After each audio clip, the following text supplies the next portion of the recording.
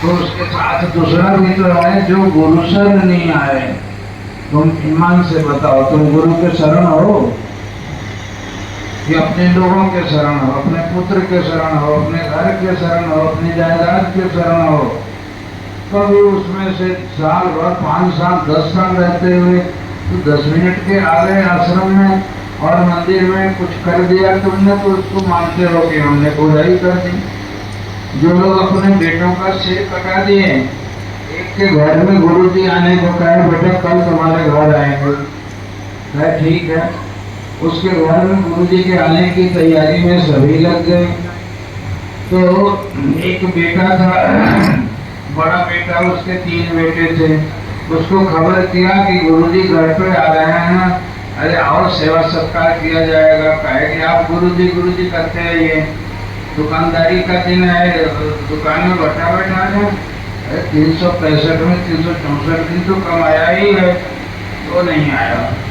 दूसरा बेटा आया, उसको कहा कि अरे आओगे? कहे पिताजी जो सेवा में लगेगा पैसा वैसा हम भेज देंगे, लेकिन आज हटिया का दिन है, आज छोड़ के कैसे आए हम? तो उसने भी जवाब दे दिया।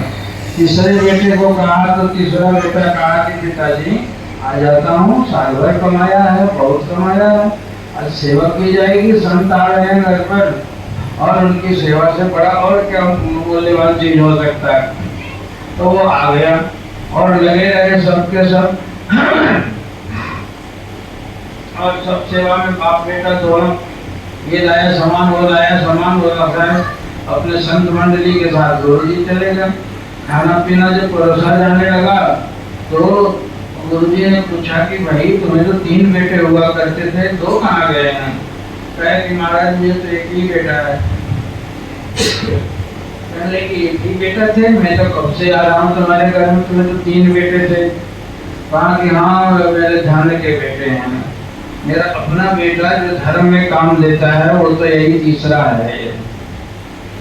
तो कहे कि क्या हुआ? कहा महाराज उसको कहा तो कहा कि 12,000 से फुर्सत नहीं, दूसरा गाड़ी कुछ पैसा दे देंगे लेकिन हम नहीं आएंगे, और तीसरा पैसा के साथ खुद भी आ गया, इसलिए मेरा बेटा तो एक ही है। तो बाबा हंसे, कहे कि अच्छा और धन कितना है? कहा महाराज बस 500,000 होगा। कहा कि इतने बड़े सेठ हो, इतनी बड़ी कोठी के मालिक हो और कहते हो 500,000 होगा? कहा कि हाँ, जब से दीक्षा ली है तो कभी 100 कभी 50 कभी 200 आपको सेवा करता हूँ, ये 500,000 से कम तो होगा नहीं। और ये धन तो तीनों लोग हरण कर लेंगे बेटे लोग, मेरे मरने के बाद ही तुरंत नाम कटा के मेरा और आपका नाम चढ़वा लेंगे, तो ये तो मेरा नहीं है। मेरे साथ जो आपकी सेवा की है मैंने, वही लेके साथ जाऊंगा। जमराज उस समय नहीं पूछेगा कितना धन कमा के आए हो, उस समय पूछेगा तुमने धर्म में कितना त्याग किया, तुमने दान कितना किया। खाली कमाया और पेट भरा और दूसरों के पेट भरने के लिए 4 खानदान के लिए दे दिया, छोड़ के आ गए हाथ पसारे हुए। अरे जब सिकंदर कहता है अगरचे घर जहाँ के जर सभी मुल्कों के मालिक थे, सिकंदर जब गया दुनिया से दोनों हाथ खाली थे। जब उतने बड़े बड़े तो नहीं लेके गए, यहाँ वाले सब ले लेंगे और तुमको भी उठा के श्मशान में जला देंगे। तो उसने कहा तुम्हारी उम्र कितनी है? कहा हमारा 3.5 साल। अरे बुढ़ऊ लगते हो तुम, 80 साल के, 3.5 ही साल है। कहा कि हाँ महाराज 3.5 साल में जो 80 साल के हों, बाकी 77 साल तो मैंने पेट पालने में और बच्चों के लिए, परिवार के लिए धन जन कमाने में, ऐश्वर्य कमाने में, घर बनाने में लगा रहा। जब से आपका गुरु मंत्र मिला है, जब से नाम जपता हूँ और इसी नाम की सीढ़ी पर चढ़ के मैं ब्रह्मलोक जाऊंगा, देवलोक को जाऊंगा। इसलिए मेरी उम्र तो उतनी ही है, कहने के लिए केस पके हुए हैं। ये सत्य है जगत का, इसको जानो। ये संत लोगों ने जो अभी कहा, मैं जो बोल रहा हूँ किताब पढ़ के नहीं कहा, मैं कहता हूँ आँखन देखी, तू कहते हो कागज लिखी। जीवन जिया है सदगुरु के सानिध्य में, मैं जीता हूँ। हमने संसार कमाया, हमने धर्म कमाया, हमने सदगुरु की सेवा की। 15 साल की उम्र में तो उनके पास चला गया था तो सारी उम्र क्या कमाया, वही बांटने के लिए उनका आदेश हुआ। जाते जाते ठाकुर कर गए थे, मेरा उपदेश जो तुमने लिया है तुम लोगों के बीच में घूम घूम कर देना। आज 45 साल से इसी अयोध्या गांव में आ रहा हूँ। उस समय मेरे समय के बहुत सारे बच्चे बूढ़े हो गए, बूढ़े मर गए, और बच्चियां छोटी छोटी हुआ करती थी, वो बड़ी हो गई, माँ दादी नानी मर गई हैं। और देखता हूँ मैं भी बदल गया हूँ। मैं उस समय रास्ते में चला करता था तो लोग देखते थे, जवानी की उम्र से 35 साल की लोग कहते थे बड़े इतना सुंदर और इतना पढ़ा लिखा भी साधु होता है। साधु तो दांत टूटा हुआ, फटी उदड़ी पहना हुआ, ले लेके भिक्षा करके चलता है, वो साधु होता है। ऐसा साधु देख कर हैरान होते थे। आज मैं गिर रहा था, यहाँ 10, 15, 20 गाँव के लोग आते थे मेरे संपर्क में, मैं उनके यहाँ जाता था। और यही बात तुम्हें कल भी सुनाया था, जो उपदेश गुरुवर ने मुझको दिया है वही बात हमने भी तुमको दिया है। जो मैंने अपना खरीदा हुआ, अपना उपार्जित किया हुआ नहीं, मेरे गुरुदेव ने जो मुझे समझाया, और फिर संत होने के नाते उन्हें बिल्कुल बेगरज प्यार लिया, बहुत प्यार पाया उस मालिक से, और वही बेगरज प्यार तुम्हें देने के लिए, लुटाने के लिए आता हूँ। आज अपने भैया से मैं कह रहा था कि आज कुछ पता नहीं भोर से ही मेरा मन इतना प्रसन्न है, ये कीर्तन देख के, लोगों का आना जाना देख के, बच्चियों का राखी बांधना देख के मेरा मन लगता है मेरे पास भगवान मेरे इतनी दौलत है, इतनी दौलत है, और क्या दौलत है, धन नहीं, पैसा नहीं, इतना प्यार दें, इतना ज्ञान विचार दें कि आज इनको एकदम भारत आशीर्वाद से मैं, मेरा मन ये कर रहा था। तो ये हृदय से भरा हुआ, मैं हृदय की बात करता हूँ, मस्तिष्क की बात नहीं करता।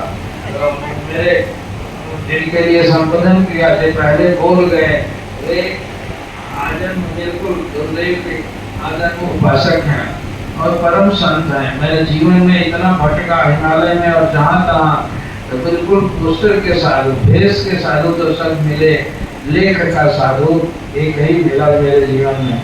मैं आज सवेरे कहता हूँ कि मुझे इतने परम संत का सानिध्य दिया है मेरे भगवान ने, और उनके हृदय से सुप्रभात करता हूँ कि उनके जाने के बाद मुझे संभलना, कभी भटकता हूँ, मैं कमजोर होता हूँ, इंसान होता हूँ, तो ये परम संत है, मुझे संभालते हैं। कल भी दुनिया आएगी तो ये मुझसे स्वस्थ हैं, मैं कमजोर हूँ, हालांकि इनसे छोटा हूँ मैं, तो वह उपदेश बांटेंगे।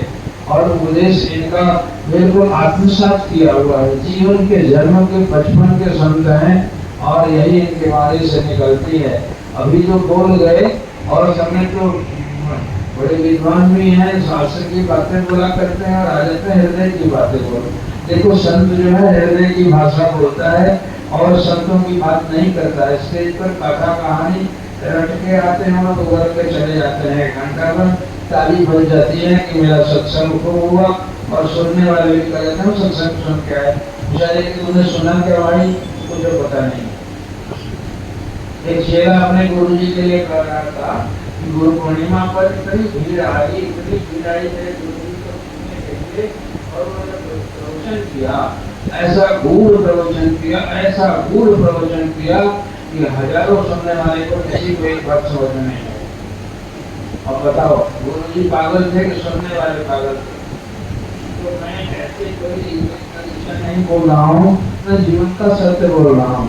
अपने जीवन में सत्संग की महत्ता करो, तो तुम निष्कामी, क्रोधी, निर्लोभी, निर्मोही और निरहंकारी सब बन जाओगे। कुछ साधना करने की जरूरत नहीं है, केवल सत्संग के प्रति रुचि हो तो। सत्संग की महिमा न सुने, पागल जैसे घूमते रहे तो क्या करेगा? भगवान ने तो परोस दिया तुमको, इतनी अच्छी संगति दी, और तुम्हें दोष नजर आता है। मछली जो है ना, एक ऐसी मक्खी होती है जो मिठाई के दुकान पर वो बैठी होती है जलेबी पर, और वो चाटती है, मीठा से प्रेम है उसको, और जलेबी जल्दी हट जाता है तो वहाँ उधर जो गुला करके जो नाश्ता करने वाले खपारे होते हैं उसको भी बैठ जाती है जाए।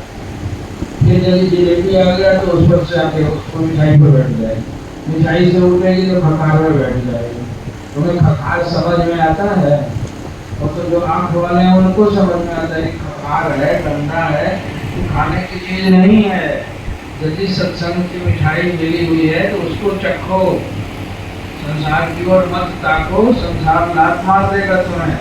संसार तुम्हारा नहीं हुआ, किसी का नहीं हुआ, तो तुम्हारा कैसे होगा? ये दावा है महापुरुषों के सत्य उठा के, तो इतिहास को उठाकर देखे। तुम्हारा तन भी जाएगा, तुम्हारा धन भी जाएगा, तुम्हारा मन भी जाएगा, और तुम्हारे जन भी जाएंगे, नहीं रहेंगे। फिर हाथ मलोगे, न जलेबी के लायक रहोगे, न बुखार के लायक रहोगे। इसलिए उसको अपनाओ, इस सत्य वचन को समझो, और मन में सत्संग की जिज्ञासा और पेशा पैदा करो। इस सत्संग में दौड़ के जाओ, सब छोड़ के जाओ, और सत्संग जरूर करो। ये सत्संग का मंदिर है, ये किसी बाप दादा की जायदाद नहीं है, ये तुम्हारे लिए बनाया गया है। इसलिए बीच बीच में, आज मेरे बुलाने पर न सही, ऐसे भी बीच में आके दंडवत करो, प्रणाम करो, शांति से मंदिर का चरणामृत लो, संतों का दर्शन करो और घर चले जाओ। थोड़ा थोड़ा समय निकाल के जरूर आओ। और देखो भाई, मन से किसी की उपेक्षा मत करो। यदि उपेक्षा से उनका मन दुखी हो गया तो तुम्हें 100 गुना पाप लगेगा, और तुम्हें 100 गुना दुख तुम्हारे ऊपर पड़ जाएगा। उपेक्षा वो करता है जो अहंकारी होता है। कहते हैं he that is down lets fear no fall. एक तो पढ़े न तो कविता में, ये जो खुद ही जमीन पर बैठा है वो गिरेगा कैसे? जो ऊंचा बैठेगा वो गिरेगा। तुमने मान लिया कि मैं धनी हूँ, मैं बलवान हूँ, मैं ज्ञानवान हूँ, मैं विचारवान हूँ, मैं आचारवान हूँ, इसका भी अहंकार होता है। उसमें जरा सी ठेस लगेगी तो तेल मिला जाओगे। इसलिए तेल मिलाने से बचा हुआ है तो दीनता का, भगवान के प्रति शरणागति का आचर बोल के रहो। जैसे प्रहलाद ने उसका होलिका का आचर ओढ़ा था, उस आचर में सुरक्षित रहोगे, जरा मन आंदोलित नहीं होगा। सुबह से शाम तक गिराओ, जरा मन खिन्न क्यों होता है? और उस खिन्नता का कारण ढूंढो, प्रार्थना करो सवेरे सवेरे, परमात्मा हमारे ऊपर सिर पर लोड़ा पड़ जाएगा तब भी आपको खिन्न नहीं होगा। ऐसी धारणा कर छोटी छोटी बातों के लिए क्यों खिन्न होते हो? जप करो ना, भगवान का जप मिला है तुमको आनंदित रहने के लिए, प्रफुल्ल रहने के लिए, प्रमुदित रहने के लिए, उसको जपो। भूल कर भी, सपने में भी किसी जीव का अपकार न हो जाए, है कि किसी जीव का अपकार न हो जाए। मेरे लिए किसी की उपेक्षा नहीं हुई परमात्मा, ये मानसिक पाप है। किसी को चोट दे दिया तो ये शारीरिक पाप है। इसलिए मानसिक, शारीरिक, कायिक किसी तरह का वैसे पाप ना होने दो। पाप से बचो भैया, यही सत्संग का सार है। और दोहा चौपाइयाँ कितनी भी सुना लें हम तो क्या करोगे? प्रत्यक्ष बैठा हूँ और जीवन का सत्य है, गुरु भगवान से पाया हुआ ये मंत्र है कि सबको प्यार दो, सबको आदर दो। धर्म वही है जिससे किसी का दिल न दुखे। दिल दुखा दिया तो मैंने गाय हत्या करते सुना। किसी का दिल न दुखाओ, मेरे किसी व्यवहार से किसी के चेहरे पर मायूसी ना आवे। गुरुदेव भगवान का ये सूत्र है, उनका वो तपस्वी महापुरुष का वचन है कि धर्म वही है जिसके किसी व्यवहार से किसी का दिल न दुखे। तुम सबको अमर को बांटो, प्रेम बांटो, सहृदयता बांटो, सबका चेहरा ऐसे रगड़ के उसके सिर पर हाथ करो। छोटा है तो उसको आशीर्वाद दो, बड़ा है तो उसकी प्रार्थना करो। और यही सत्संग का सार है। लोग जप करवाते हैं, जप करने के लिए तुम्हारा मन है ही कहाँ की जप करोगे? तुम बैठोगे भूत जैसा मन, कभी खेत में, कल्याण में, कभी इधर में, इधर जैसा। बंदरवा कैसे करता है? या कौवा देखो ऊपर में ऐसे करता है। ऐसे तुम्हारा मन उधर का बाप रहो, और बंदरों की तरह से ऐसा होता है। और जब अच्छी बातें छोटे से भी मिल जाए तो उसका आदर करो भाई। देखो, अनादर करोगे तो भगवान तुम्हें जीवन भर के लिए, सकल जीवन के लिए मूड बना देगा। अब ये इन संतों ने कहा तो बच्ची हमारी इतनी छोटी है, तुम्हारे देखने में वैसे कहती है 45,000 साल करोगे हम। अब कितना खरा, कितनी अच्छी बात बोल गई। और बातें तो हम जानते हैं, प्रहलाद की बात कितनी स्पष्ट बात कही। और बाबा जी ने उद्रेक कर दिया, वो उधर गई जैसे गैया दूध देती है। अब इसमें बहुत ही उससे द्वेष करने वाले लोग भी बैठे होंगे। तो इतनी छोटी सी 2 दिन की गुड़िया थी, गुड़िया से पूरी बन गई है। गुड़िया गुड़िया गुड़िया से विवेक पूरी बन गए। बड़े बड़े संतों ने उसको सराहा है, हम नहीं कह रहे हैं। बड़े बड़े ज्ञानवान विचारवान जो माधव साहब जैसे इतने बड़े त्यागी पुरुष और देश के बड़े लोगों ने 1000 लोगों की मंडली में बोली है, कोई दोगला नहीं पढ़ाया हुआ है। अब ये दूसरे जन्म का संस्कार लेके आई है, तो तुम कैसे पालोगे? तुम सूरज को पेट्रोमैक्स कहेंगे तो तुम्हारे मुंह पर ही कोई थप्पड़ मारेगा। सूरज को पेट्रोमैक्स कहोगे और अच्छे को अच्छा नहीं कहना महान पाप है। किसी में प्रतिभा और कोई बोल देते हैं भगवान को उसका आदर करना चाहिए। भगवान कहते हैं ये कि जितना भी तो वैभव है किसी के अंदर में, जिस तरह का वैभव हो वह मैं हूँ, इसलिए उसका अपमान मेरा अपमान होगा। भगवान अपमानित होंगे तुम्हें दंड मिलेगी, सजा मिलेगी। तुम ऐसे झूठ के बातों को मत मान लो। बड़े बुजुर्ग कहते थे कि बिहार में आते थे महाराज जी, और ये माइयाँ तो आंचल में लगा के बैठती थी उस समय, और तो मुँह पूरा करके बैठी और आंचल लगाते थे 40 के दिनों में। महाराज जी 40 वर्ष बिहार में आए, लड़कियों को तो खास कर तो घर से बाहर नहीं निकलने देते थे, इसीलिए उनको अनपढ़ रखते थे। हम तो लड़कियां निकलने लगी। उन्होंने मुझे धन्यवाद दिया कि गुरु महाराज जी पछताते रहे कि बिहार की कोई लड़कियां नहीं नजर आई सत्संग में बैठने के लिए, और पूर्णानंद ने गुरु महाराज जी के उस कमी को पूरा कर दिया। इस पतली सी लड़की को मंच पर खड़ा कर दिया तो 1 घंटा गुरु महाराज जी का वचन बोलती है। तो ये बड़े लोगों का आशीर्वाद है, अच्छी बात। छोटे में भी मेरा बेटा भी यदि करता हो तो उसको मान जाना चाहिए।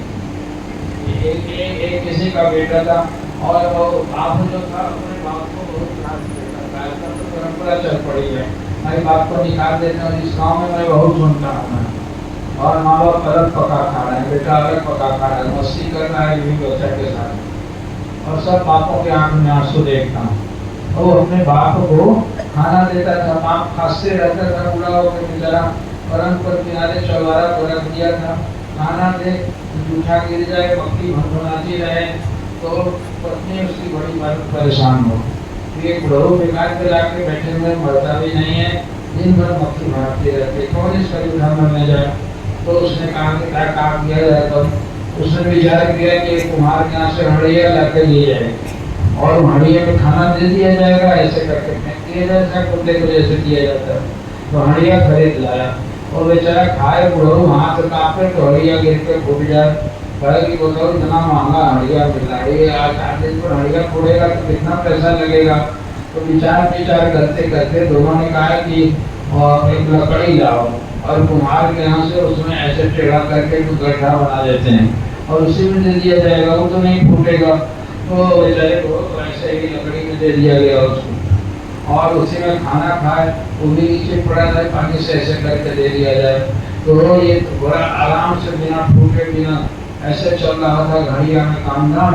तो एक दिन उसका बच्चा 5 साल का था, वो स्कूल जा रहा था, तो 10 बजे का समय हो गया था। एक लकड़ी को चाकू से ऐसे ऐसे कर रहा था, के चाकू को बेचारा लड़का बिना कर पाए, इतना सा जरा सा छेद कर पाया था।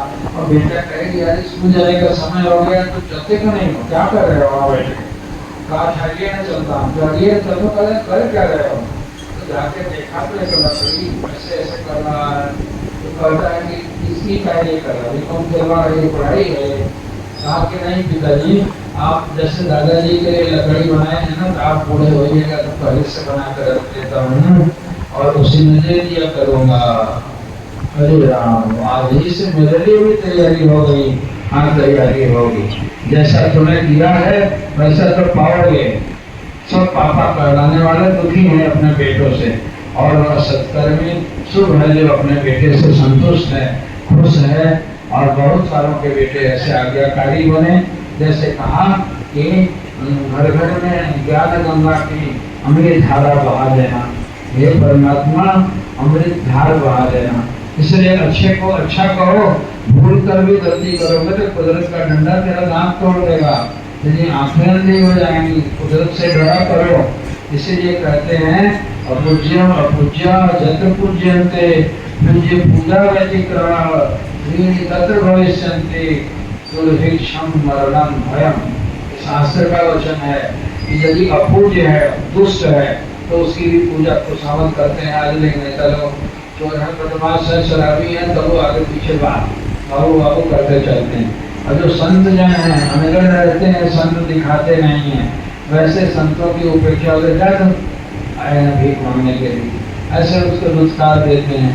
जब ऐसा होने लगा समाज में तो अकाल पड़ेगा, मार आएगी और मरण होगा। जगह जगह देखो, उलट गया मर गया, सौ पूजा में मर गए, वहाँ मर गए, वहाँ आकाश पटा मर गए, और खाली मृत्यु सुनाई पड़ती है। फिर उठा के देखो, केवल दुराचार, अनाचार, दुष्कर्म, और फिर वो पकड़ा गया ईडी में, इतने लोग वहाँ मर गए। एक चीज सुख जो है पेपर उठा कर देखता हूँ, कोई अच्छी बात तो मिलती ही नहीं।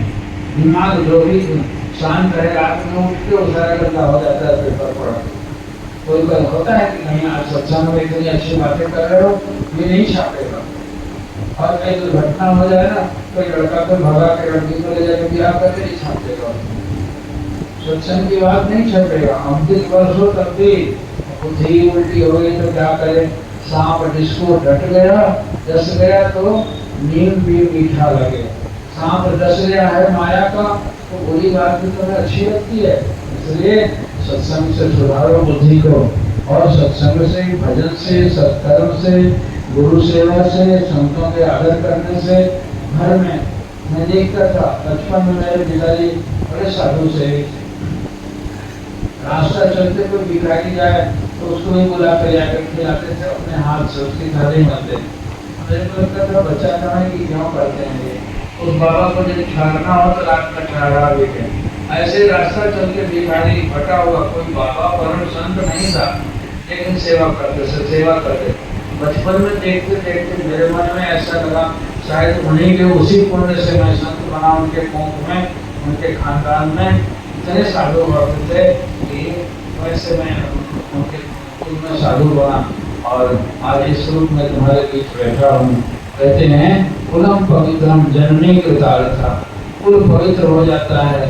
जीवन जननी माता जो है वो कृतार्थ हो जाती है जिस कुल में संत और भगवान का भक्त पैदा होता है। इसलिए सब संत वृत्ति धारण करो। संत कपड़ा नहीं पहनो हमारे जैसा लाल लाल, मन से संत बनो। दान करना सीखो, उपकार से करना सीखो, सबका आदर करना सीखो। अकड़ के बैठोगे तो तेरी अकड़ के नाक टूट जाएंगे बाबू, तेरी अकड़ नहीं चलेगी। अभी निरंतर की कहानी सुने हो ना। और भक्तों के प्रति जो भावना रखना तो महान पाप, महान अवहेलना, ऐसा तो करना नहीं चाहिए। भक्त संत का आदर करो, सेवा करो, सम्मान करो, दान करो, उपकार करो। आज देखो हमारे महात्मा ने 2 दिन में दौड़ दौड़ के इतना बड़ा आयोजन कर लिया। मैं कहता था कि घबराना नहीं बाबू, गुरु महाराज जी के हाथ बड़े हैं, दुनिया का कुल खजाना उन्हीं का है ना।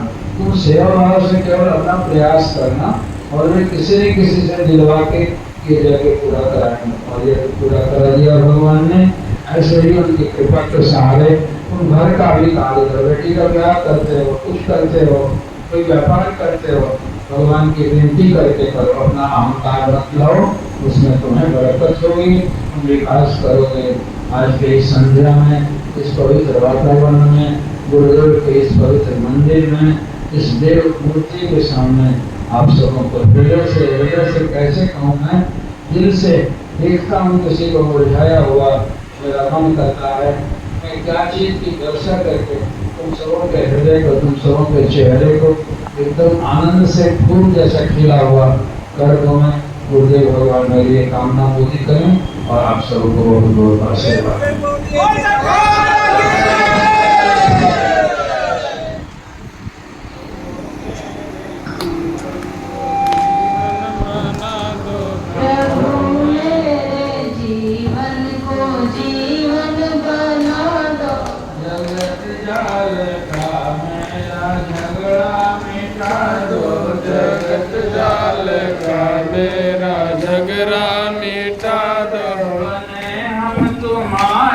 तुम्हारे बनो तुम बने, तुम्हारे बने हम तुम्हारे, हमारे बनो तुम बने, हम तुम्हारे बनो तुम। ऐसा की बात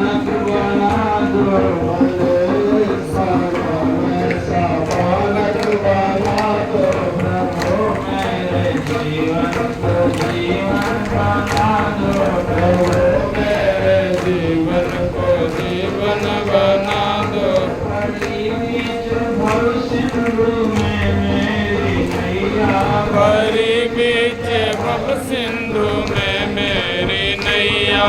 पड़ी बीच भव सिंधु में मेरी नैया परी बीच भव सिंधु में मेरी नैया। सागर के गुरुवर किनारे लगा दो सागर के गुरुवर किनारे लगा दो।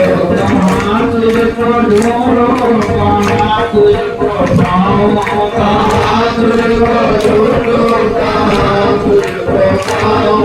कृपा करके अपना पता तो बता दो कृपा करके अपना पता तो बता दो। प्रभु मेरे जीवन को जीवन बना दो प्रभु मेरे जीवन को जीवन बना दो। जगत जाल का मेरा झगड़ा मिटा दो जगत जाल का मेरा झगड़ा मिटा दो। प्रभु मेरे जीवन को जीवन बना दो प्रभु मेरे जीवन को जीवन बना दो।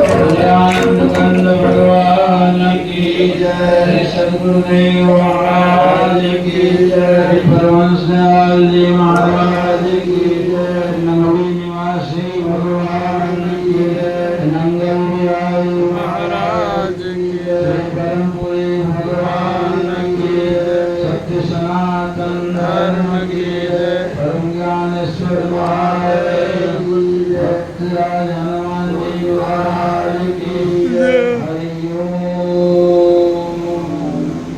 वहाँ बैठ के प्रसाद लेने वाले कुछ फल का प्रसाद है।